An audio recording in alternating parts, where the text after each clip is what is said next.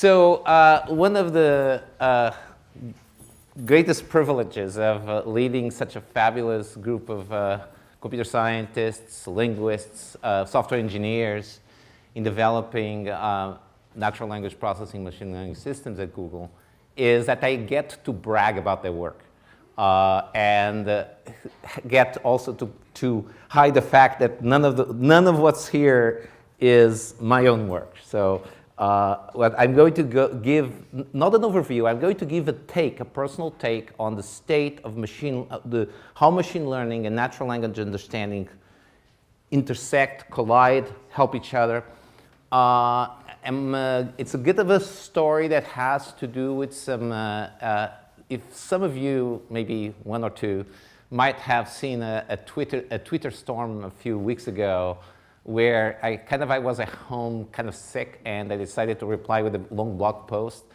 And the there's a little bit of the blog post in here. Now, although I'm not going to be as satirical because I'm going to talk about our own work, so I couldn't possibly be satirical about our own work. So where I start is the following. That picture of it, all this work, and I'll give a bunch of attributions along the way, is work done by this great team and by academic collaborators of theirs, interns, faculty members, and other collaborators within Google. All of it, at least in principle, is intended to have a practical. So this is a practical lecture, right? So now I'm going to talk philosophy of research, but it's practical. The work we're talking about is practical in the sense that all of these things were intended, at least when they started, as potentially going to help various Google products, especially in the area of search and translation. So natural language understanding, how can we bring machine learning to natural language understanding? Now, the picture in the first slide here is a picture taken from a paper, which I'll talk a little bit about later, where we're trying to relate natural language statements and queries to the contents of a knowledge base. In a knowledge base, you can think about a graph-based knowledge base, and has nodes corresponding to entities and edges corresponding to aspects of relations. So you have the director relation, which has a director, film director, and a movie and a date, for example.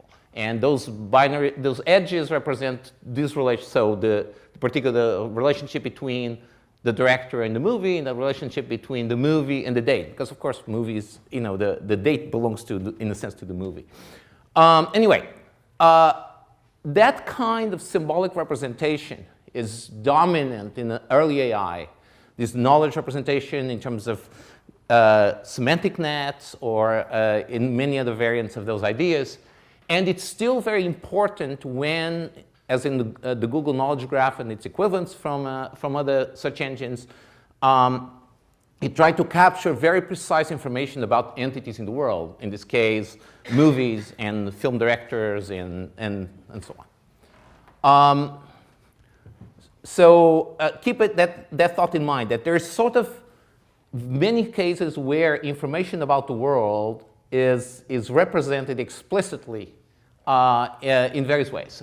Now, this is a kind of a detour, but it's an important detour for me personally. So these are two passages from the famous 1936 paper by Turing that introduced the Turing machine and proved its universality. And I happen to have read that paper when I was a student here in this particular institution, very, very early in my career at thinking, and where I started getting interested in AI. And what these passages, and I won't read them for you, you can look at them. Better, go and read the paper. Now, this is a pretty hard paper to read in some ways, but it's also wonderful. And getting into the mind of Alan Turing and this seminal period of the development of computing is kind of like the best treat you can do for your own intellectual life.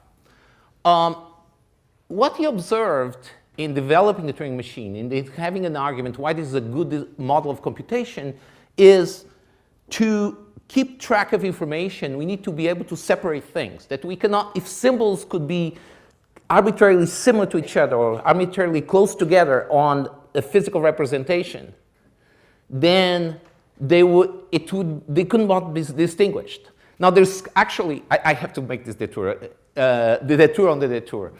Today I was reading an incredibly good blog post by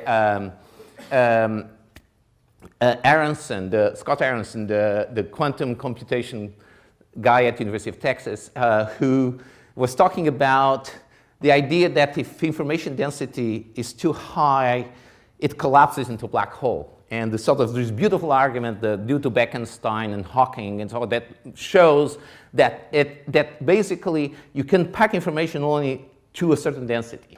Now, so of course Turing didn't know about those arguments, but he still felt that the bits could not be too close together. And why am I putting this here? It's because I think there's a really important sense in which information that's reliably stored and transmitted has to be separated out in various ways. There has to be distinguished physical signs that capture that information. And of course, all of information theory also predicated in the coding side of information theory is predicated on being able to make those distinctions. And the reason this is important, at least conceptually, intellectually, is that a lot of the recent work on machine learning, especially in deep learning, ignores the fact that if you get things to be represented by numbers, and the numbers have very high precision, then they can get very close together. It might be difficult to keep them apart, take them apart. And this is something that I want to just keep in mind as a sort of a help your critical mind about modern advances in machine learning. So this talk is as follows. It has a few words, my words, and pictures. And the pictures may have words, but those words are subject matter words, object domain words, not commentary. So this is not a surprise to any of you. And if you were in doubt, here's my favorite search engine. And read that. Reasonable question, when did California ban smoking in bars? And then say, statewide smoking ban on July 1, 2006, Colorado clean out. Colorado? What's Colorado have to do with this?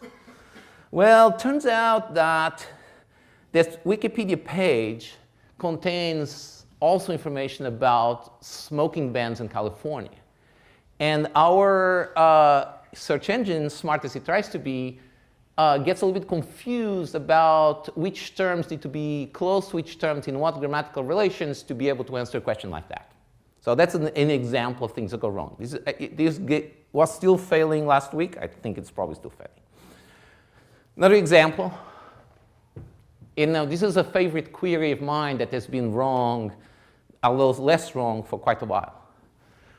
It's an interesting one because actually in answering this query we have to go to some underlying knowledge base about movies and so on, but also looks at things on the web to keep track of additional information. So movies directed by Clint Eastwood. Why is this an evil query? Because of course he also acted in lots of movies. In fact, he acted in more movies than he directed. So looks good. In fact, the first 4 were directed by him, as it turns out, but that one was not. In fact, anybody who's a fan of spaghetti westerns will know that's a Sergio Leone movie. What happened here? Well, turns out in combining information from this knowledge graph with information from search, the inference mechanism that's used got a little bit confused and decided that this was so strongly associated to Clint Eastwood, which it is. In fact, if you ask me what your favorite Clint Eastwood movie, I'll say The Good, Bad, and the Ugly, that it will appear there as a result, even though it's not the correct result for that query. These examples are just one of 2 of many examples. I can give you examples from translation, where our machine understanding of natural language is still very, very far from where it should be. And so Of course, many people over many years have tried to advance the state of the art. And one of the things that many of us have done is say, well, we have all this computational linguistics work on parsing, on named entity recognition. So can we actually put that to work to help understand text? So this is a slide that I've given many times before. I'm retiring this slide today. Not today, actually, on next Friday, but never mind. So this is some piece of text from the web about some guy. And I can parse it. So this dependency parser that produced that is machine learned from labeled data, which was annotated by linguists for the train data and the test data are annotated by linguists. And those relationships are helpful in, in identifying things like there's some Eric Quesner, and that and another machine learning model decides that his refers to Wesner, and so on, and he refers to Wesner as well. So there's a bunch of machine learning goes in building a system like this.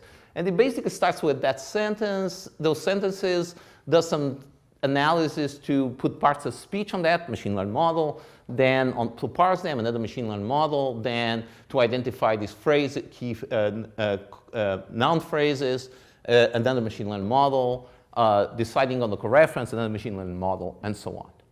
And eventually, another machine learning model decides that that Raleigh there is Raleigh, North Carolina, the city in the United States, and Eric Quesner is some guy that, in fact, in Poland is the country of Poland, and so on. So all of these based on a bunch of machine learning models that were separately constructed and assembled in this pipeline to give you useful information. And in fact, these kinds of methods are used today in practice in our work, in our systems for various purposes.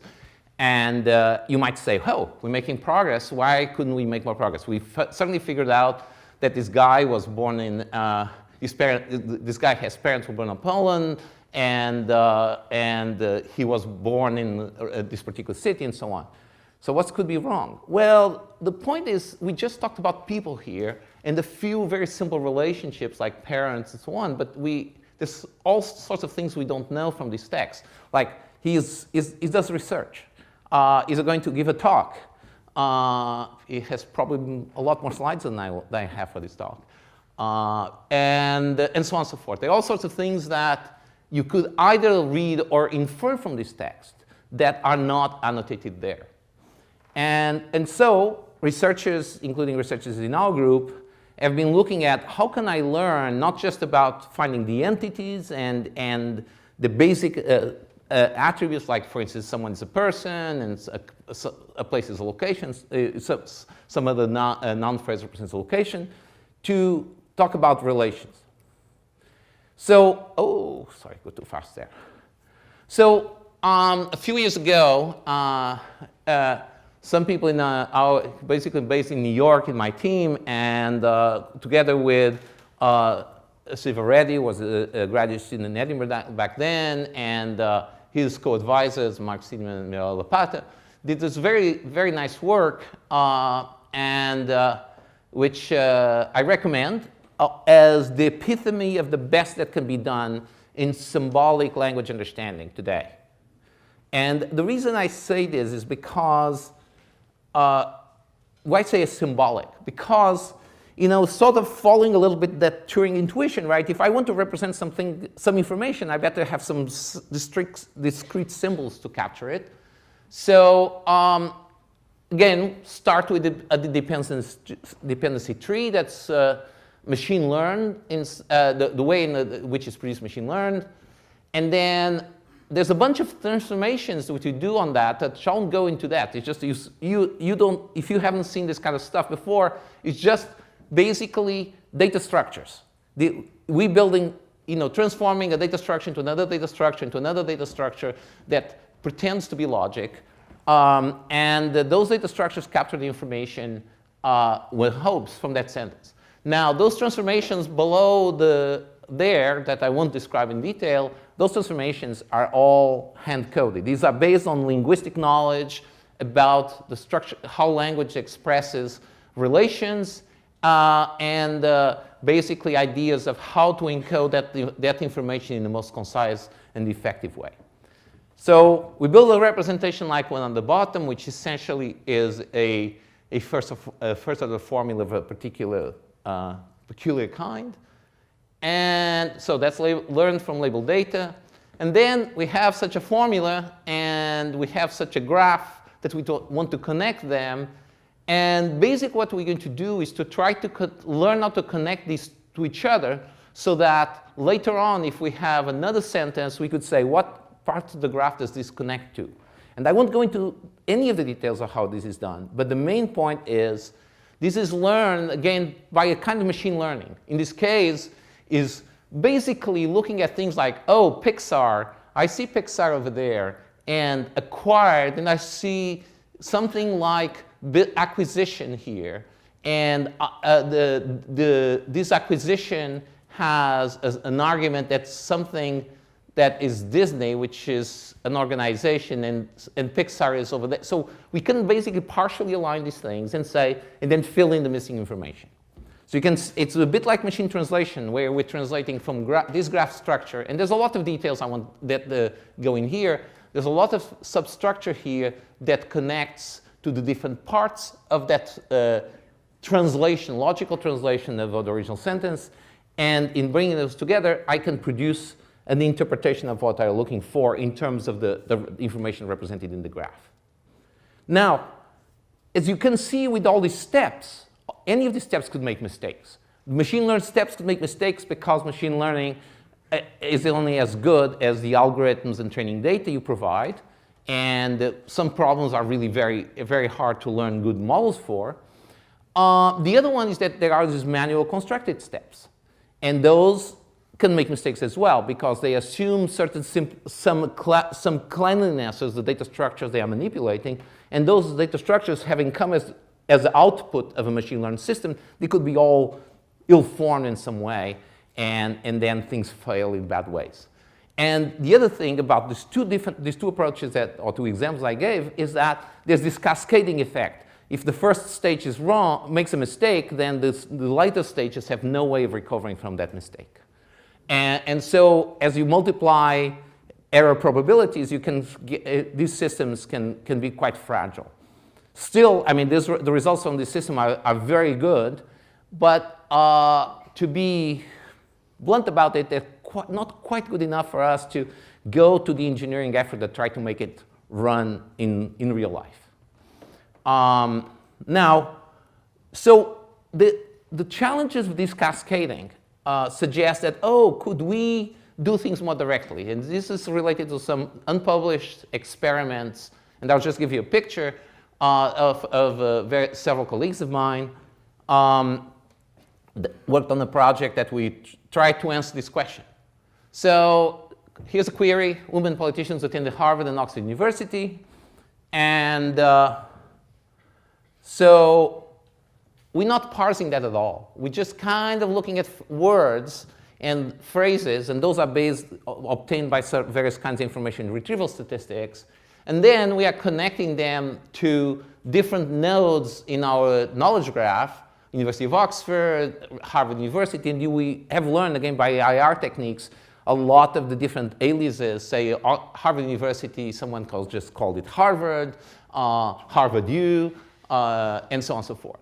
And it turns out that this is not very readable, but unfortunately I realized that it's a bit mapped, that in fact you've identified someone at the bottom down, Nancy Ann Parle, who was involved in the Hillary Clinton campaign, and so on. So what we do here is simply do all these graph connections and then try to find nodes that are central to that graph. And there's a little bit of machine learning to do the ranking, but otherwise everything is completely just connecting concepts to edges in the graph and connecting words and phrases to concepts to saying, oh, I think these name the same thing. And this kind of direct, so if you looked at that thing that the Clint Eastwood example before, what that thing does is not that different from this, except that, for instance, it cannot handle some of these complications like and so on. So that is basically, if you will, the state of the art of language understanding, I would say 4 years ago. And I picked on some research and more engineering-like efforts. And of course, there's a lot since the the popularity of neural networks that we've seen recently, or in the last 5 years. There have been many ideas. Hey, can we do better than that? So I'm going to talk about 2 pieces of work. Again, from one is a paper last year's EMNLP, I'll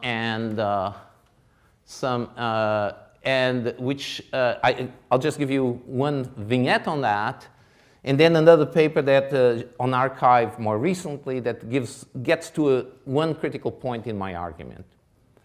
So here's the main idea that paper. Let's suppose I have a query trying to do language inference in language. So now I'm not doing question and answer in this case. I'm just trying to do little inferences, and I say, oh, Bob in this room, because of thunder and lightning is outside, he cannot sleep.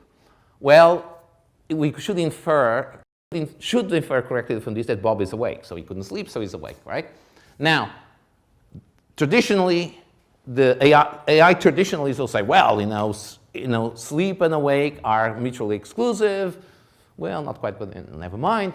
And we're going to do a little bit of logic. If he cannot sleep, then therefore it must be awake, right?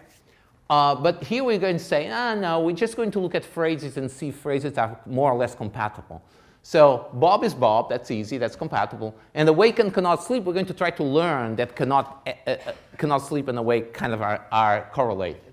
On the other hand, same premise, hypothesis 2 is it's sunny outside, where we're going to try to learn that sunny and thunder and lightning are incompatible.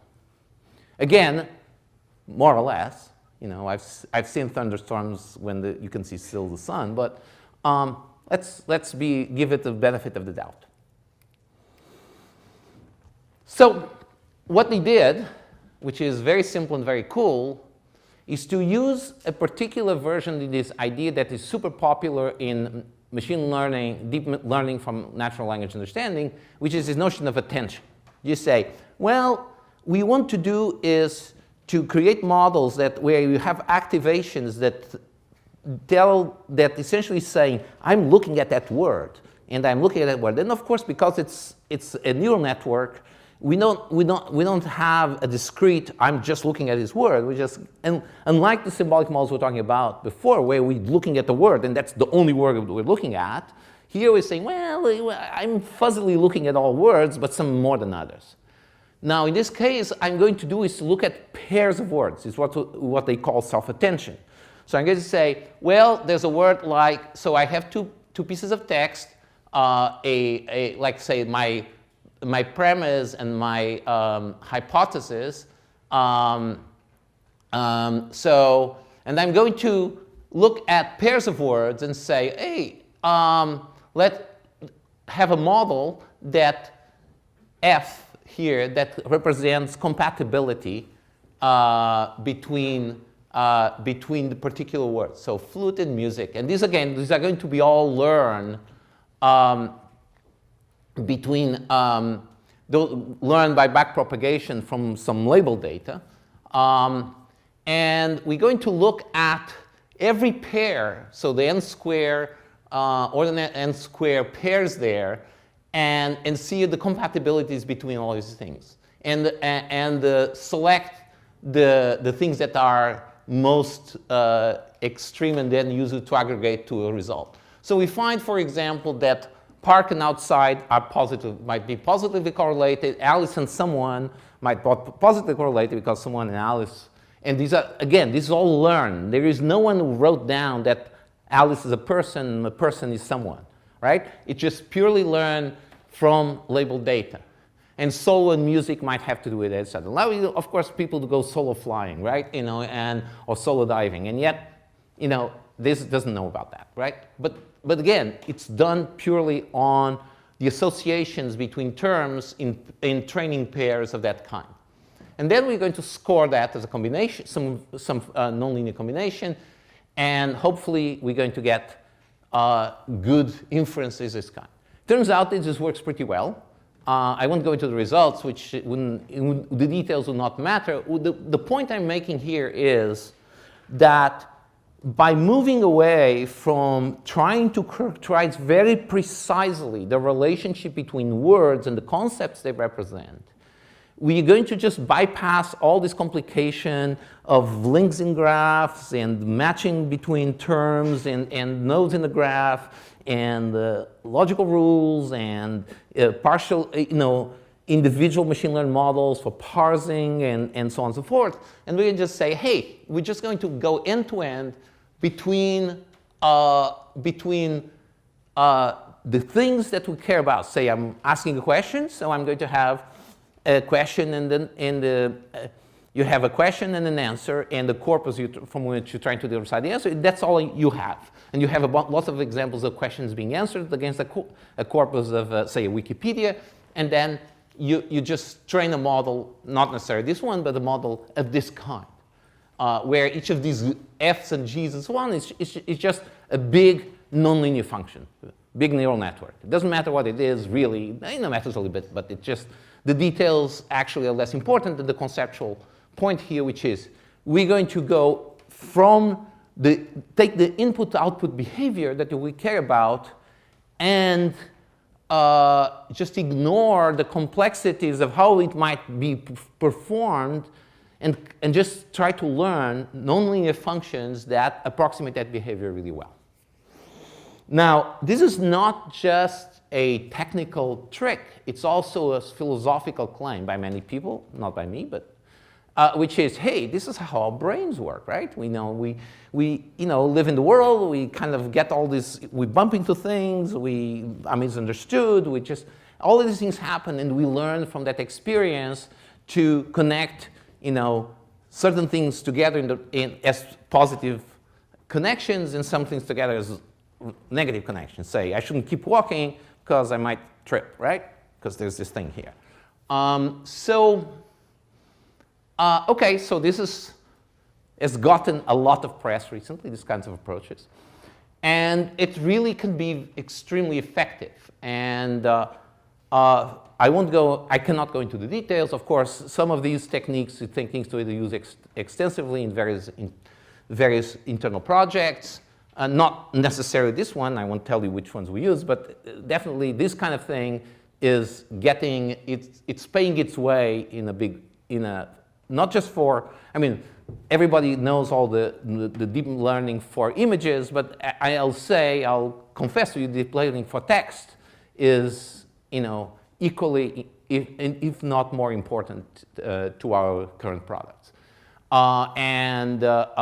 One case that's publicly known is, of course, our use of deep learning in machine translation, which, followed from a very, very long line of research, started in academia, picked up by various people at Google, and different combinations of deep learning experts and machine translation experts came together and put together a practical system that is now operating across many pairs of languages, and with some great successes and also some very hilarious mistakes, which those of you on Twitter will have come across now and then. Now, this is something, why did I say learning without being told here? So this is because the point of this, what I'm going to say here, not necessarily the point of this paper, which is an archive. It's called Attention is All You Need. It's a great paper. I just love it. When Jakob came to me and say, oh, look at these results, and say, oh no, what's happened? It's just totally surprising and totally beautiful. I will not go into the fine print of this thing because it's a bit complicated, but the general idea is that a very direct way of mapping between inputs and outputs in sequence-to-sequence problems based on this notion of self-attention. So the general thought is you take some input sequence, you do some word embedding and encode not just the words but also their position in the sequence in the particular way that positional encoding is done. Actually, doesn't matter too much. There's a particular weird one that actually I like for some odd reasons I won't go into, but in fact it can be, that thing can machine learn too. And then we just basically look at a bunch of different these pairwise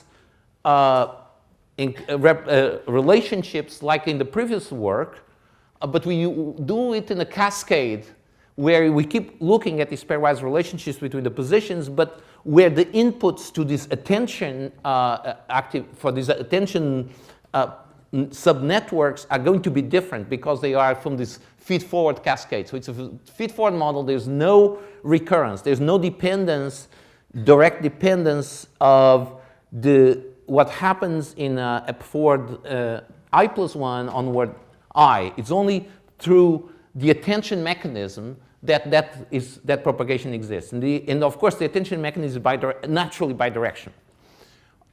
So you produce that, and it produces an encoding of the information at multiple levels. And those encodings are used then on a very similar decoding stack, which eventually produces a softmax to select the word to output. Now, I know that those of you in the summer school may not have seen much of this stuff yet, but that's okay. It's just like this is a preview of the cool stuff you'll be able to do with what you'll learn. So think about it as, hey, I have to learn what this stuff is like because it's going to matter, and it's mattering already. So and you also basically what you do is generate the output one word at a time, feeding the last word into this stack and continuing, and depending on the corresponding the representation of the input, which is n. If the input is n words long, there will be information representing each of the words at multiple levels of the stack, using the self-attention to keep track of what goes with what. Now, there's some really beautiful graphs that they put together about what happens in the self-attention. And this is the first one. So, so basically it's translation, and I won't tell, it's going to be translation into French, but I didn't show that part. But the thing which is interesting is, so these lines roughly represent the strength of self-attention. Now, this attention mechanism has a clever thing, is they're not a single attention. There's not a single attention activation. There's multiple attention activations based on different parts of the input. This is what's called, they call multi-headed attention. But the main thing is, notice you have this complex sentence, and you see this example of strong activation between making more difficult. Notice there's all this stuff in between. Make blah blah difficult.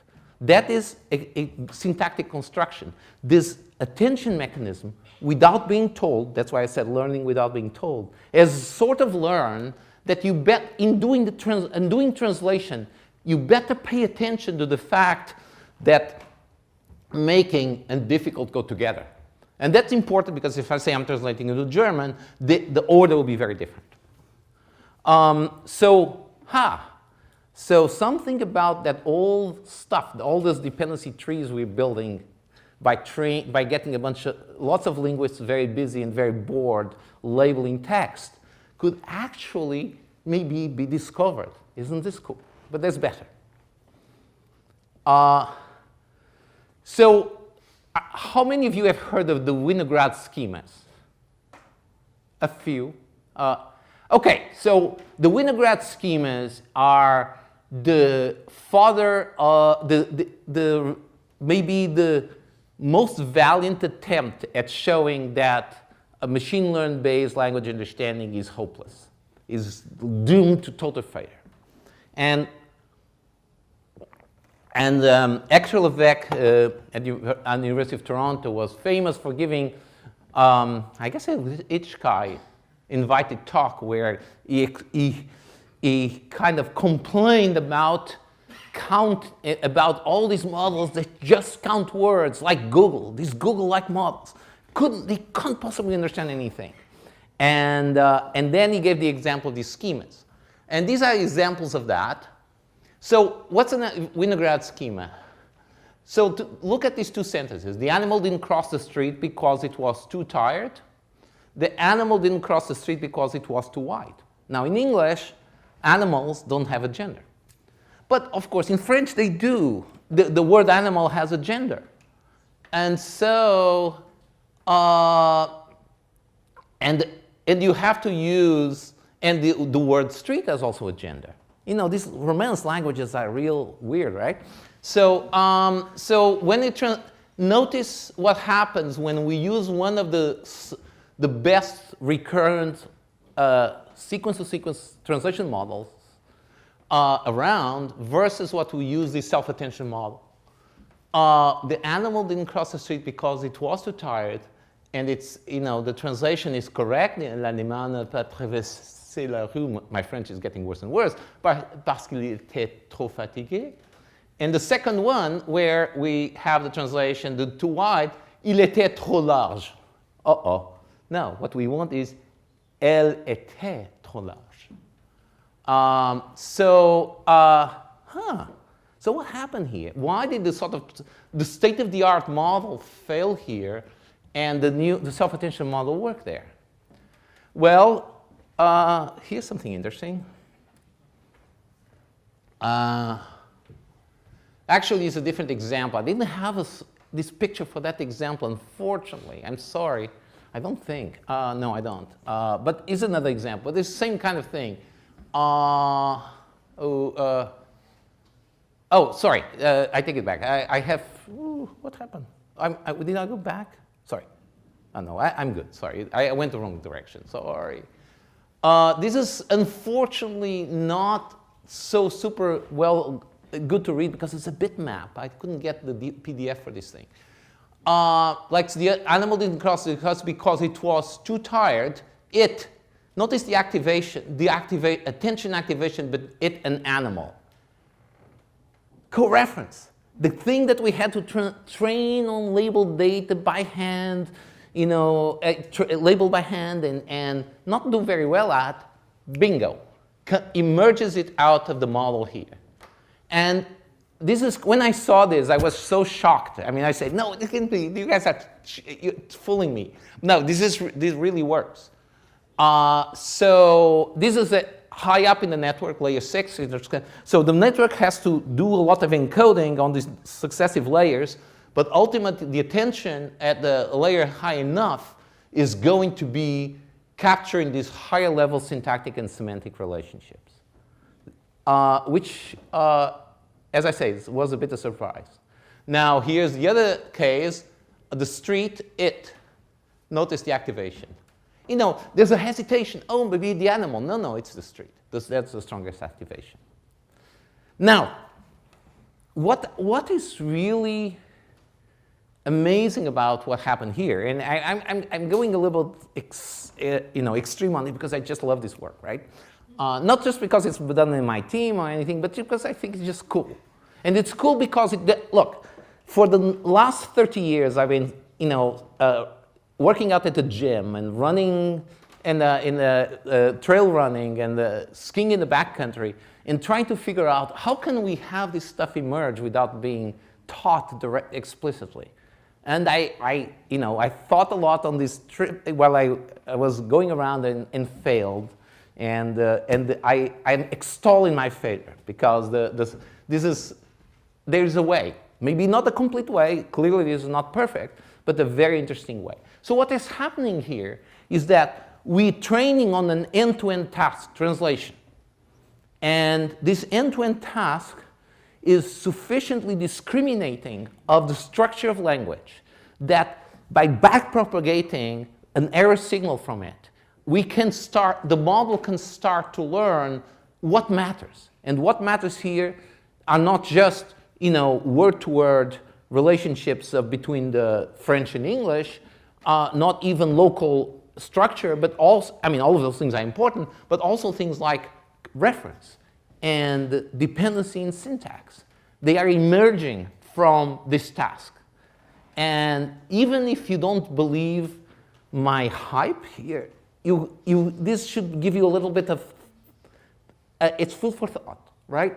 Something that we have, that certainly with thought, and certainly in AI and linguistics, that was something which was crisply defined by linguistic description and by all sorts of beautiful descriptive work can be learned by a machine without being told. Now, there's a caveat. This machine was trained on a huge amount of training data, pairs of English and French sentences, and that's kind of a little bit a very particular situation, right? It's not as if, certainly not human language learners are not subject to pairs of English and French in their babyhood. Some are, but most aren't, right? The other thing is, language is often about stuff outside. It's not just about itself, right? So if you think about this little paragraph from Wikipedia about the Jungle Book, there are references here for things like the Jungle Book. What's that thing? Well, it's a book, right? And there's also a movie, right, called Jungle Book. I think, in fact, they have two movies. And one was produced in 1994, and the other one is produced in 2016, and so on and so forth. And the book has an author, and the movie producer is Disney, and so on and so forth. There's all these relationships between entities in the physical world and in society that are carried by this piece of language, and there's no way that we can get to those relationships purely by the beauty of machine translation, right? Because it's words on both sides. And here we have references to things which are also kind of words, but they are words that are created by people to be the proxies in word space for objects in real world. So it's a sort of very different type of relationship. So how could we create these kinds of models that are implicit in their representation, but they can be explicit in their connection to the real world? That's the puzzle that I will end with. So how to close this loop between language and the world? Because when I'm doing question answering, for example, I don't just want, string-to-string relations are important, but the ultimate, for instance, I want to refer to a knowledge base, maybe to a table of weather reports, maybe to many, to any kind of information that is not necessarily natural.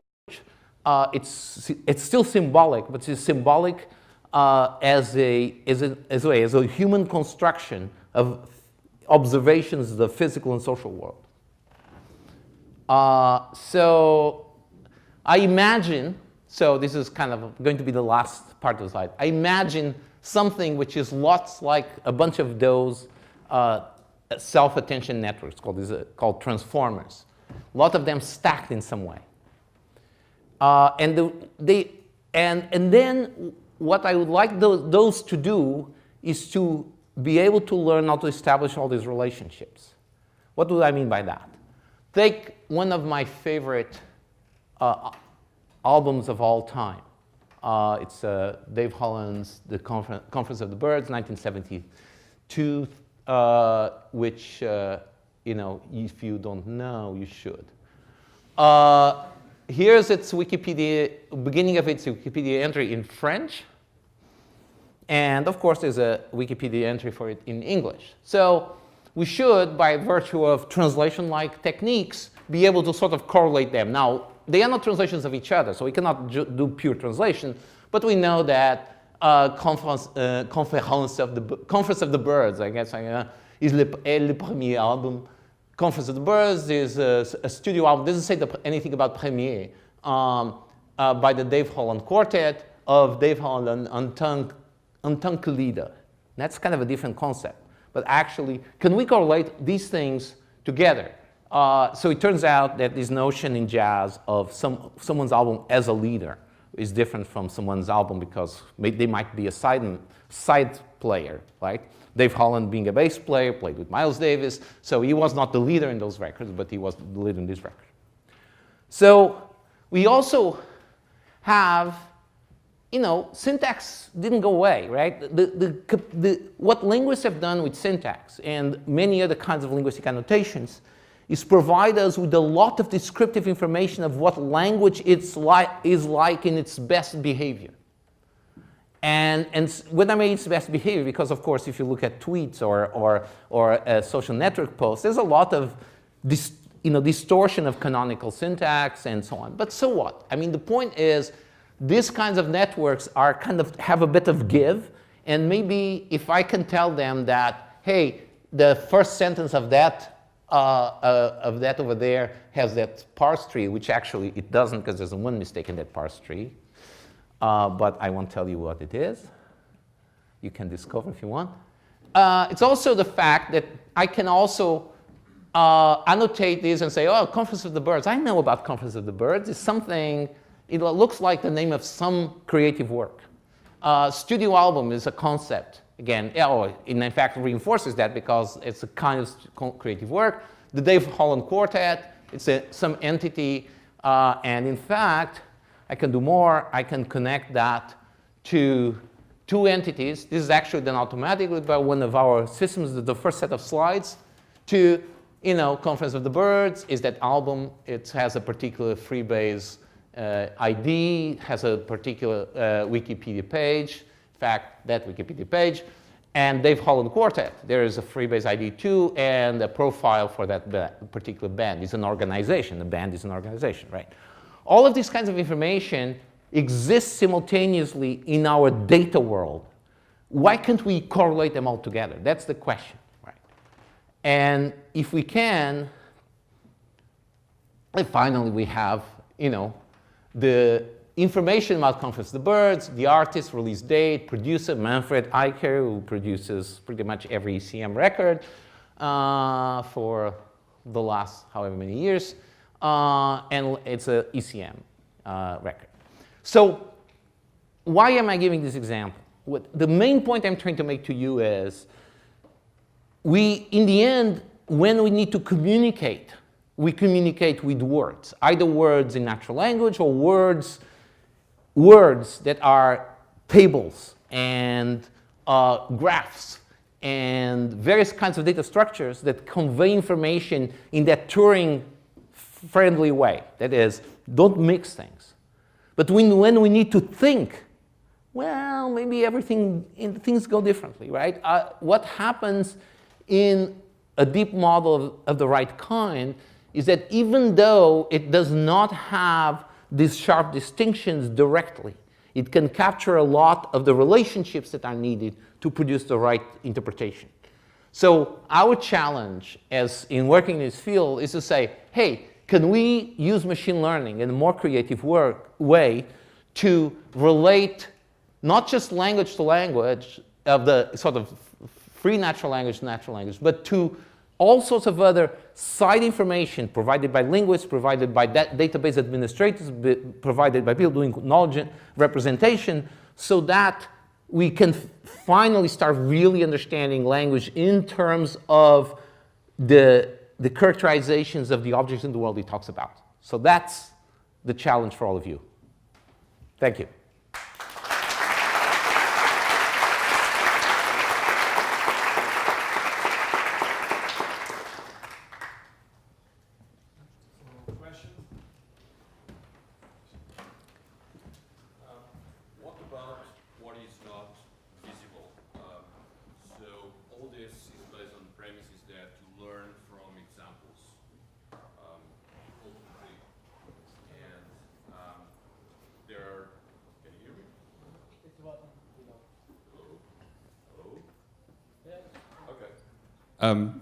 So I'm just curious, as you know, as an AI dinosaur of the logic programming kind. So there's all this fascination with learning from examples taken to the ultimate level that you've been describing, and that everybody's, or 99% of people is working on. So you already gave a clue in your last slide. Well, let's take databases, existing structures, etc., and somehow make them put them into play. So it's kind of an open question, but do you have any gut feelings, any any thoughts on how to deal with the unseen? That is, things that we know exist, but we have no examples for it. Deep models of the old kind, and not the shallow models that deep learning networks in fact are, in my humble opinion. So let me try an answer to that. So in a way, a lot of linguistics, for example, and a certain lot of logic is modeling not just what's seen, but also unseen, what's not, what's possible and what's impossible or invalid or ungrammatical. And even though sometimes those sharp distinctions are a little bit, not quite accurate in real life, they are very important guides to behavior. I think that the answer to that is these techniques I was talking about are not going to get there. The techniques are going to get about the techniques that have to do with interaction with the world or interaction with systems in a more multi-step manner, so that you can learn certain invariances. There's this amazing research of many, many years ago, I don't know how long, about how people do certain kinds of geometric reasoning. Say I give you this bottle of water, and like that, and say, oh, this is not good because it's too symmetric, but I give you this thing like that and show you this, and ask you to describe the back of it. So it turns out that your reaction time is proportional to the rotation you have to do in your head to do this. So you have a model that allows you to bring the unseen into seen. And my argument is that kind of symmetry that is here is a kind of also is analogous. In fact, it's more than my argument. It's actually Bauweiss and Etchemen's argument in an amazing paper that's lost in the midst of time in some journal that's not accessible, about the logic as symmetries and partial symmetries in reasoning.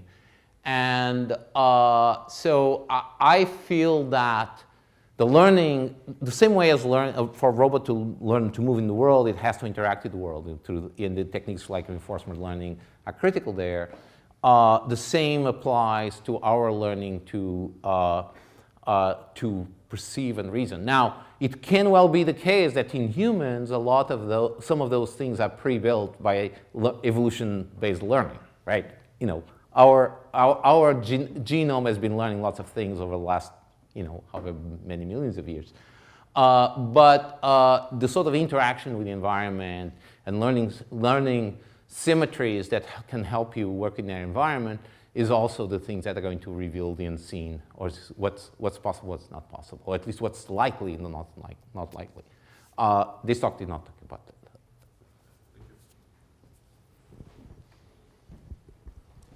Thank you for your talk. You start with using the knowledge base to understand the language, and end with this deep learning method. So my question is how to combine these two, given that the knowledge base is good at memorizing stuff, and the deep learning model actually good at computation. So how to combine them? Yeah, great questions. I couldn't have planned to these questions. They're awesome questions. So I actually think you hit upon an extremely important point that is being underestimated in modern deep learning, which is that knowledge of facts and knowledge of concepts and rules are fundamentally different. Deep learning, even though it's, they hate the word rule, In fact, it's all about knowledge of rules. Learning what goes with what, in what proportions, in what what strength. And when it has to learn facts, it works really hard. So one of the reasons I have to training a machine translation model, you have to use so much training data, is because it has to learn all these things that are trivial about, say, that the name of Lisbon in Portuguese is Lisboa. This is something that, I know, I've memorized when I learned English, and that's it. I didn't have to it's never going to be polluted by anything else unless I suffer from brain damage, right? And yet, in a deep model, everything is always at stake. Whenever you train it more, you can forget something that you don't want it to forget. So that's clearly not the right structure for representing both factual information and inferential information in a single data structure, in a single computational model. I think we need to separate them in some interesting way. There's some work in that area, memory networks and a bunch of other things. I don't actually think that those things are quite along the right direction, but for subjective, it's more like gut feeling, but and part of and a little bit of bad knowledge of neuroscience, being bad because I actually don't know that much neuroscience. I pretend, but sometimes I read it and it confuses me. But I think the point, making one good point, but there's another way to interpret what I said, which is when I put these knowledge bases there, I'm not putting them for the purposes of what their role in this argument is to say that they can provide a lot of constraint for what I learn, to the point that so that basically a lot of the internal relationships between concepts are taught to the network by the knowledge base. You think about knowledge base as a summary of a lot of things that could have been written in English, but it would just be too verbose, right? And now I can use it as additional training material. Now you have to use distance supervision because there's no, you cannot it's not in the machine translation where things kind of relatively close to being aligned, but you still can do that.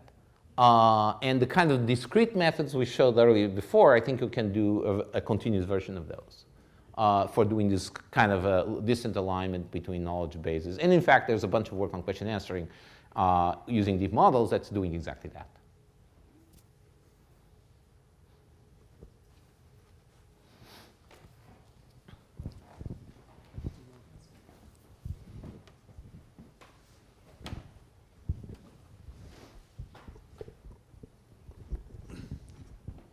My question can be a bit naive, but you speak about your new way to modelize sentences. And I was thinking about how do you proceed to disambiguate words? Because you don't look at the context, but more at specific words. Okay. So first of all, it's not my work, it's my colleagues' work. I just here as a spokesman for their brilliance. That's another good question. So ambiguity as a word by itself is a really misleading idea. Words as used are rarely ambiguous. They have a context that governs their interpretation. And in fact, a model like that, the earlier levels of attention and self-attention do a really good job of deciding what activations should be there that correspond to a particular interpretation of the word. And because you have propagation of information laterally from other words in the text, and in the context of the rest of the sentence, it's very rare that a particular, unless it's a word that a sentence has made up, No, I'm sure there's some piece of surrealist French literature that would do very badly being translated because they exploit ambiguity to the hilt, right? but you could have a whole sentence or a whole paragraph. For all I know, that would be where ambiguity will be preserved. But in normal language, it's intended to actually communicate concisely rather than puzzling you. Then in normal language, then most words are disambiguated very locally, and so that local disambiguation happens. But in that pronoun, it was disambiguated much more globally. Like deciding that it there's like you can say a pronoun is ambiguous among all of its possible antecedents, and in that case, it had higher level of the network was able to disambiguate. Now, will I promise you that it will always be the case in this kind of models that will happen? No, of course not. We haven't done even enough experimentation to know. But there is at least a hint here that by having this lateral propagation of information, we can do disambiguation. And by the way, and I hate to make arguments from neuroscience just because I'm really not an expert by any means, but it feels kind of warm and fuzzy, right? Because spreading activation, if we know anything, there's sort of some level of spreading activation in the cortex that lead to self-consistent solutions very quickly in a few, a few steps it has to be a few steps because our neurons are so slow, and given what reaction times are. If you think about these feed-forward cascades, they also go a few steps. Now, I can tell you that for various reasons, I think this is not at all a model of how the brain works, for many, many reasons. But there's a little analogy, which is by spreading information to these self-attention layers, you can actually propagate information across the entire sentence that helps you disambiguate individual phrases. So I also have a question. So the task that you used was machine translation. So you're mapping in between two languages, and there's limited amount of corpora for mapping in between two languages. Would it be possible to just use a single language and think about a task that just occurs in a language? For example, you could do something like auto-encoding the text itself, so a compression-decompression task, or something that you learn from one side to fill in the gaps in another side. So you kind of exclude sentences from a text, and I'll say, okay, just rewrite or write these sentences that I've just removed. Does this make any sense? Yeah, total sense. And oh gosh, I love the questions. People have tried this. They've not tried with this particular model, so I don't know. The work so far I've seen along those lines, either autoencoders or filling the blank. It's been interesting, and it's been certainly led to a lot of follow-up, but I don't think it has had this compelling effect of really. And let me tell you why I think that is. And again, I could be completely wrong. And now in the question period, I can be even more speculative than during the talk. I think the problem is that you need something which is different from yourself to be able to learn about your own structure, as it were. And when you're doing auto-encoding within a self-encoding or fill in the blank, whatever, you are in it's like the fish doesn't know it's in the water, right? So I don't know, English is an SVO language, and there's nothing in English that is going to be telling me otherwise. English doesn't have, common nouns most common nouns in English don't have a gender. So there's no way that I can decide that some do, some don't. When I translate between English and French, I get some help, but not enough help. I can give you examples where this fails, the kind of thing that I was just showing you with the examples of the Winograd schemas, fails because we don't have there isn't enough, there are certain things that have the same gender or no assigned gender in both languages, and so on and so forth. Now, if I say, I don't just translate between English and French, I translate simultaneously with the same representation, input representation between English, French, German, Russian, and these are all in European, so I'll try a bunch of non-European languages, Arabic and Chinese and Japanese and so on.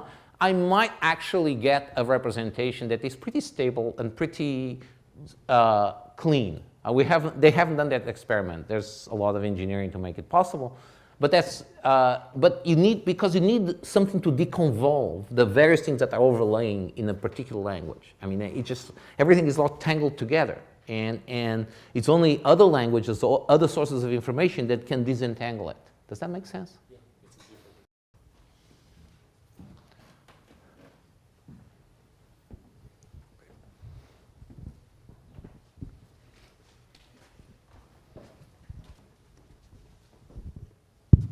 So to follow up a little on this one, so what do you think about trying to connect language with some kind of grounding, like images or video, as opposed to trying to use another language? Because I think this is how humans are more or less trying to ground their knowledge. So I love the idea. The practicalities are a bit daunting. And what are the practicalities?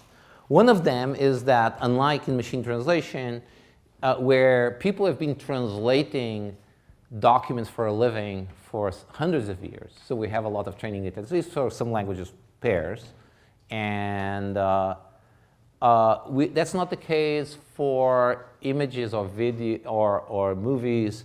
And the language that's associated to, say, an image, or say image captions, let's take. Image captions tell you everything about the image that you only care about if you're reading today's news, right? Because all sorts of relationships in that image that are not described in the caption. Why should they be? You can read the dang thing, right? You can look at the image and know what's going on. You just need to know that this person is this particularly, obscure official from the Polish government, say, and so you're not, and they are talking to Donald Trump, say, and this is like newsworthy for some reason, but you won't know who this person is, right? So they have to put in the caption. Another example is the dialogue in a movie. Great language, but it just doesn't describe what's going on. People are not going around and saying, "Hey, look at this red chair." "Oh, look at this microphone. Oh, there's another one like it." People don't go that unless you have a movie where you have, like, I don't know. Those of you who watch Being There, raise your hand. Very topical movie. No, you haven't watched Being There? You should. It's available in many video distribution sites. So point is, I love the idea. How to make it work is really, really challenging. We have a project, several projects actually, working on different aspects of this. The progress is very slow. Now, there is one approach that is kind of helpful, that as some people have been doing, that's kind of cool, which is to do grounded language robots. It's typically with robotic simulations or, cool little toy robots. It's very cool because you can actually get a little bit of bootstrapping going, but it's so far from the richness of language or richness of perception that one can ask the question whether could you ever get there from here. And I'm not super optimistic. I think actually your question brings out a really challenging, one of the biggest challenges of AI based on machine learning, which is that the things that are that of value to practical purposes like question answering or translation or document summarization or image automatic image captioning or image search, say, I always tell my friends that do image search, hey, I would like to look for a picture of 2 rows of columns separated by a mirror pond. No way. 2 parallel rows of columns. Yeah, I know there's such a picture, but I just cannot search for it, right? Because the relationships I'm expressing are too complex to learn from. So that's what we want to do as humans. This technology will help us with. But these little robots that learn language by interaction are not at all that, right? Are very, very far from that. And whether they could possibly get there, given their limited experience, is very doubtful, right? They don't go and find parallel columns that often in their environment, or parallel anything. So we're stuck at the moment. So looking for very smart people like you all to get us out of this hole.